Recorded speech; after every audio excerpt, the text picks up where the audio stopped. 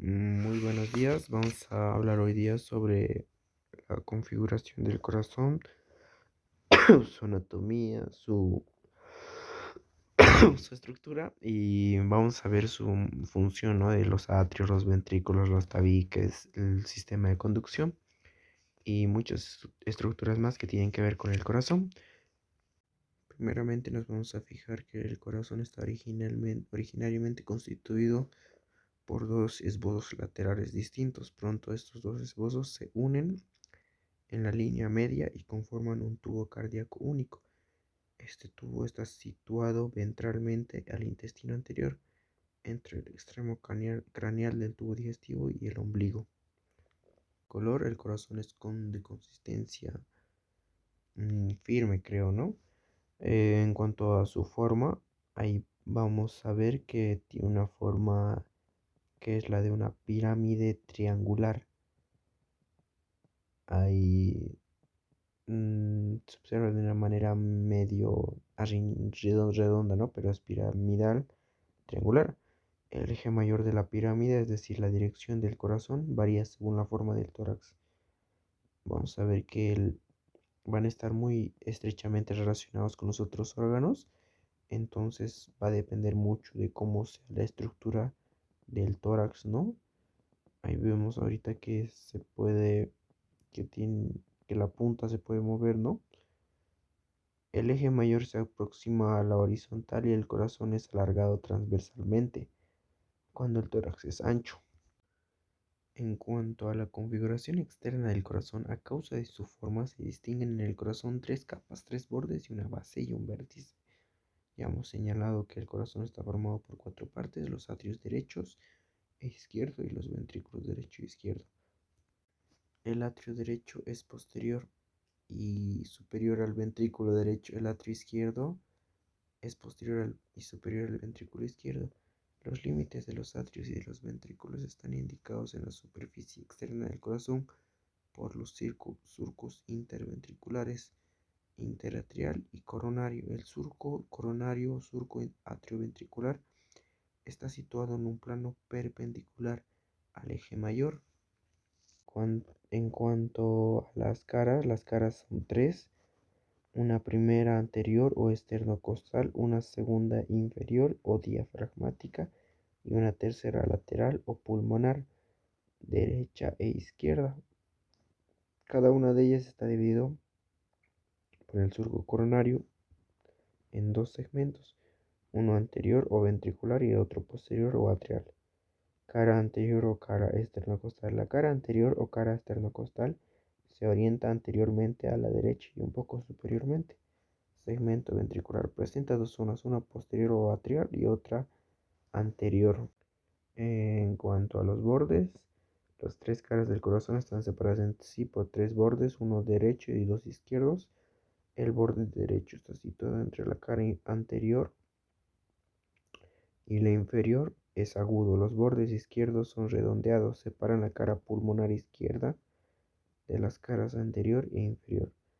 En cuanto a la base del corazón está constituida únicamente por los atrios. Está dividida en dos segmentos, uno derecho y otro izquierdo, por el surco interatrial. Este surco, ancho y poco profundo y sinuoso, es convexo a la derecha en la parte superior de los dos atrios frente a las venas pulmonares. En la parte inferior es cóncavo a la derecha y su concavidad, que tiene continuidad en la cara inferior del corazón, sigue el borde medial o izquierdo del orificio de la vena cava inferior. En cuanto a su vértice, el vértice del corazón está dividido por una ligera depresión que une el surco interventricular anterior con el surco interventricular posterior en dos partes. La derecha es pequeña y corresponde al ventrículo derecho. La izquierda es más voluminosa, pertenece al ventrículo izquierdo y ocupa el vértice mismo con el corazón. Bueno, en cuanto a las relaciones del corazón, vamos a ver que el corazón va a estar relacionado muy estrechamente, ¿no?, con los otros órganos. Podemos ver que el corazón está rodeado de una envoltura fibroserosa, el pericardio. Las conexiones que existen entre el corazón y el pericardio se describirán con esta membrana. El corazón presenta por mediación del pericardio relaciones más o menos estrechas con los demás órganos contenidos en la cavidad torácica y con las paredes mismas de esta. El corazón se relaciona con los siguientes elementos: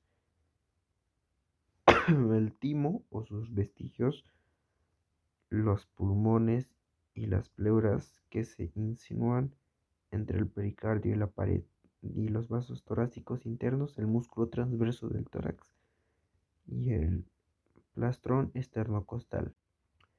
No es preciso insistir en el interés en que presenta el conocimiento preciso de la zona de la pared torácica anterior que corresponde al corazón. Bueno, ahora en cuanto a la configuración interna del corazón, las cavidades del corazón se dividen en derecha e izquierda. Las cavidades derechas, es decir, el atrio y el ventrículo derecho, están separadas de las izquierdas, es decir, del atrio y del ventrículo izquierdos, por los septos interatriales, em, interventriculares, de tal manera que el corazón parece estar constituido por dos mitades independientes, una derecha y otra izquierda. El septo interventricular o tabique interventricular se extiende desde la cara anterior hasta la cara inferior del corazón y se une a sus paredes a la altura de los surcos interventriculares anterior y posterior. Es triangular, su base corresponde a los atrios, donde tiene continuidad con el septo interatrial. El vértice corresponde al vértice del corazón. El septo interventricular está incurvado de tal manera que su forma es la de un segmento de cilindro. En cuanto, en cuanto a el septo interatrial o tabique interatrial, el septo interatrial o tabique interatrial es una delgada membrana que separa los dos atrios. Parece tener continuidad, ¿no?, con anteriormente con el septo interventricular. Con el resto de su contorno se une a la pared de los atrios enfrente del surco interatrial. El septo interatrial está orientado, al igual que el septo interventricular, según un plano oblicuo, de tal modo que una de sus caras se orienta hacia la izquierda anterior y un poco superior, mientras que la otra se orienta a la izquierda posterior y un poco inferiormente. En la región posterior inferior de la cara derecha se observa una zona adelgazada y deprimida, limitada superior y anteriormente por un borde saliente arqueado.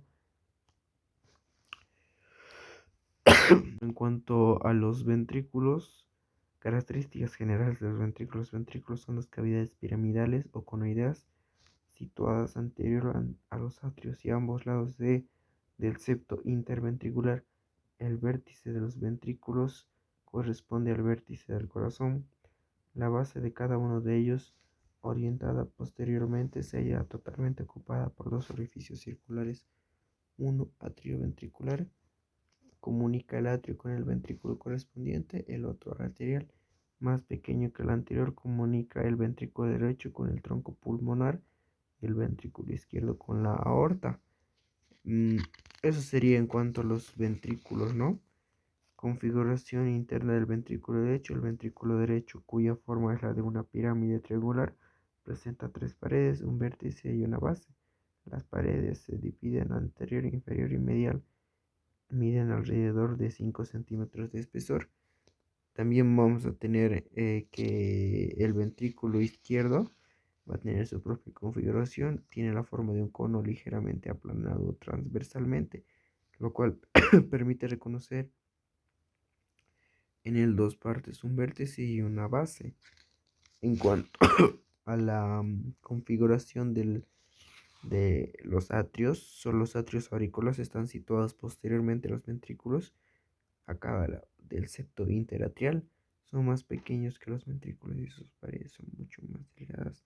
Son lisos en la mayor parte de su extensión y no presentan músculos pupilares. Las trabéculas carnosas de un segmento de segundo y de tercer orden solo se observan en zonas muy delimitadas superficie. Eso sería, ¿no? En cuanto al corazón. En cuanto a su configuración, entre atrios, ventrículos, tabiques. Y bueno, eso sería todo. Muchas gracias.